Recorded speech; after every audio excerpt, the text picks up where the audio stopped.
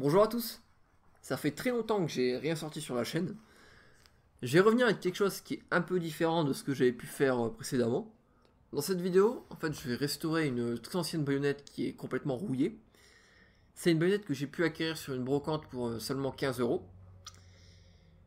Alors, je ne compte pas faire une restauration à neuf. En fait, j'aime bien moi que les objets conservent une certaine patine. Avant de commencer, je tiens à préciser que mes méthodes ne sont certainement pas les meilleures. Je ne le prétends pas du tout, je ne suis pas un professionnel, mais je vais juste vous montrer comment je procède. Cette baïonnette, c'est un modèle qui est dit à douille, donc elle fonctionne avec une virole. C'est la bague que vous pouvez voir ici avec la vis. En fait, quand on la tourne, on peut engager le tenon qui se trouve sur le canon du fusil dans la fente afin de la positionner et on retourne la virole pour bloquer le tout et le maintenir en place. Le problème ici, c'est que la virole, elle est complètement bloquée par la rouille. Donc le but de la restauration, il va être très simple. C'est juste retirer complètement la rouille afin de débloquer la virole, de stopper le phénomène d'oxydation qui dégrade la baïonnette, mais aussi de peut-être trouver des éventuels marquages qui ne seraient pas lisibles afin d'en connaître un petit peu plus sur l'origine de la baïonnette. Alors pour ce faire, je n'utilise pas du tout une technique novatrice puisque je vais la traiter par électrolyse. Alors c'est une technique qui est très bien puisqu'elle nécessite très peu d'efforts et elle fournit de très bons résultats. Par contre, elle a plusieurs inconvénients, comme notamment de rendre cassant certaines parties comme les ressorts. Mais de toute façon, il n'y en a pas ici. Son gros avantage, en fait, c'est de ne s'attaquer qu'à la partie oxydée du métal et de ne pas entamer la partie saine, comme pourrait le faire un traitement à l'acide trop prolongé ou mal rincé. Pour commencer, en fait, je retire de la rouille sur une toute petite partie de la baïonnette. En fait, c'est à l'endroit où je compte faire circuler le courant électrique, et donc où je compte ça va permettre au courant de mieux circuler et donc de rendre directement l'électrolyse plus efficace.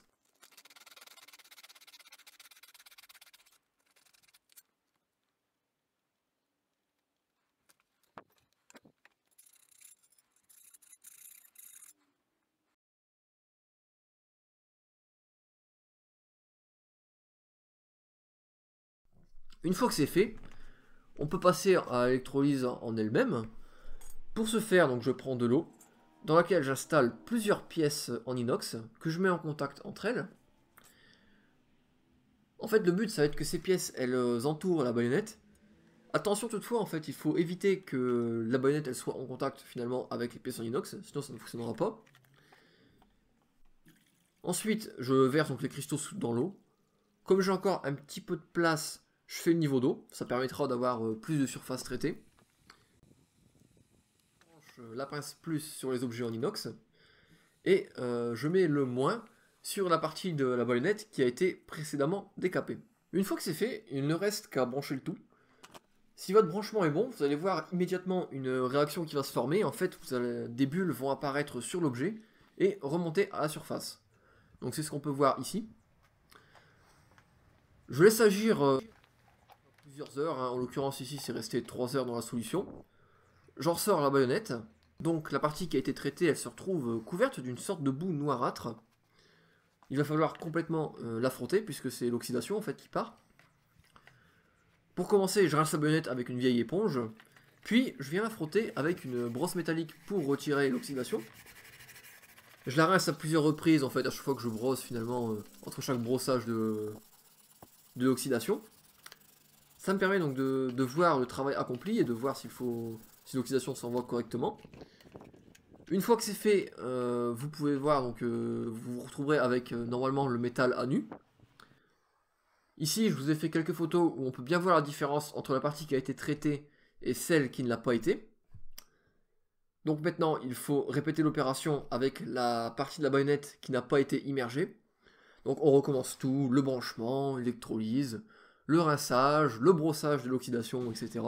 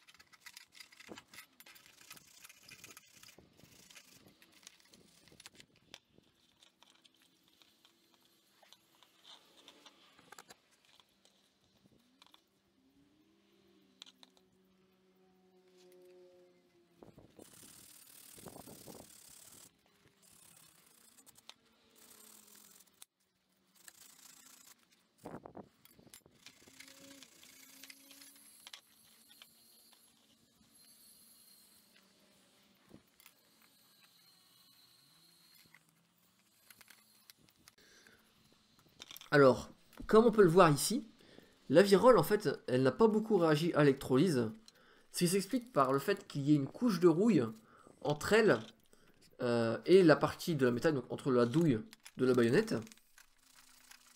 ce qui rend le processus moins efficace que sur le reste de celle-ci. Alors pour cela, donc, je la branche de nouveau, mais je branche uniquement sur la virole, afin d'essayer de débloquer le pas de vis.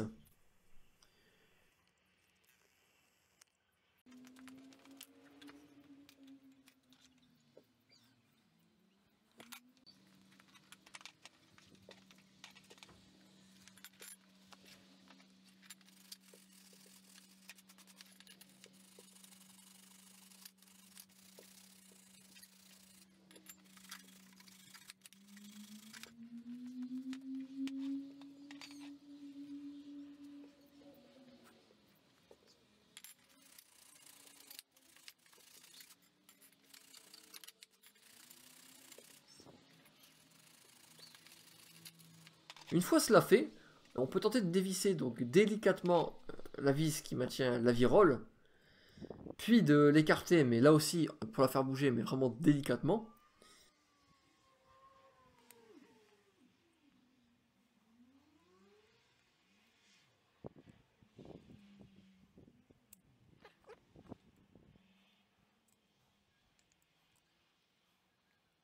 On se rend compte donc ici de l'oxydation que j'avais évoquée tout à l'heure et qui empêchait vraiment le contact. Ce qui va nécessiter donc un nouveau bain afin de rectifier cela.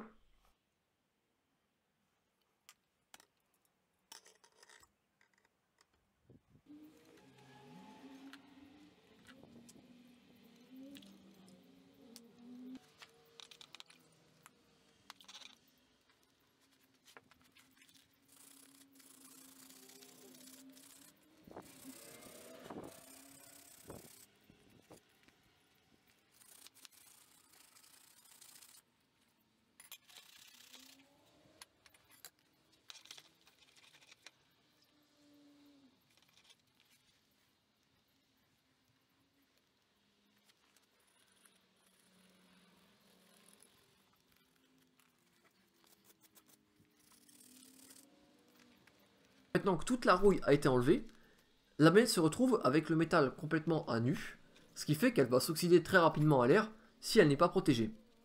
Alors déjà, pour neutraliser l'effet de la solution, donc du cristaux de soude, etc., je lave la baïonnette avec du liquide vaisselle.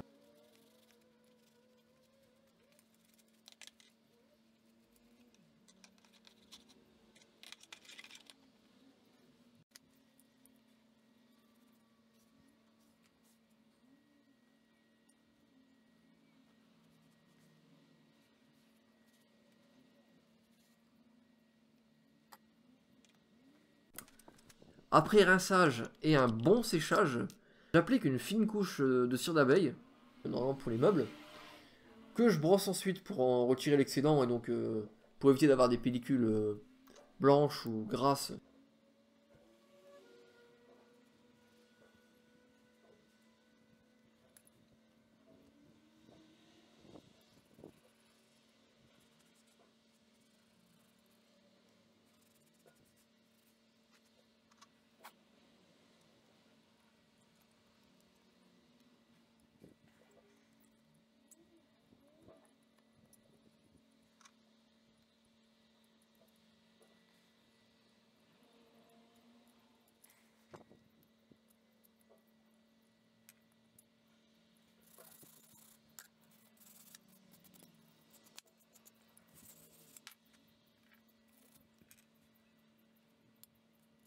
J'applique ensuite une couche d'huile, donc ici c'était en l'occurrence du WD-40, sans faire de placement de produit quoi. Et je laisse sécher le tout sur la baïonnette afin de laisser une fine couche protectrice sur celle-ci. Une fois que c'est bien sec, le lendemain je passe un bon coup de chiffon et donc je me retrouve avec le rendu final.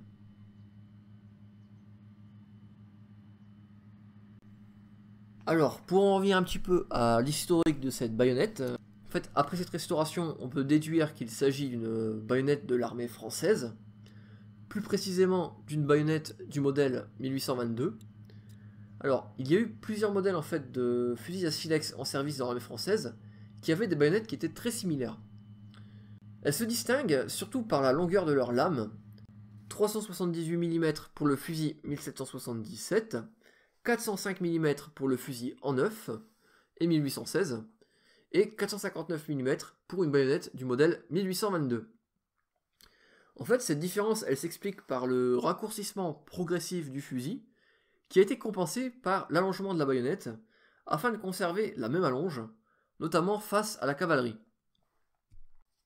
En 1847, un nouveau modèle de baïonnette a été mis en service, qui se distingue cette fois de la 1822 par un coude plus large, et non plus par la longueur de la lame, afin de rendre cette baïonnette plus solide que les baïonnettes 1822.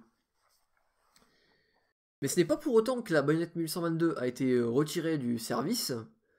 Déjà, en fait, on a un grand nombre de fusils à silex du modèle 1822 qui ont été transformés en fusils à percussion à partir des années 1840. Ce qui permettait notamment d'avoir un système avec un rechargement plus rapide. Les fusils ainsi modifiés furent alors désignés comme étant des 1822T, puis ils subirent encore une nouvelle transformation et furent alors désignés comme étant des 1822T bis. En fait, cette nouvelle transformation, elle datait des années 1860,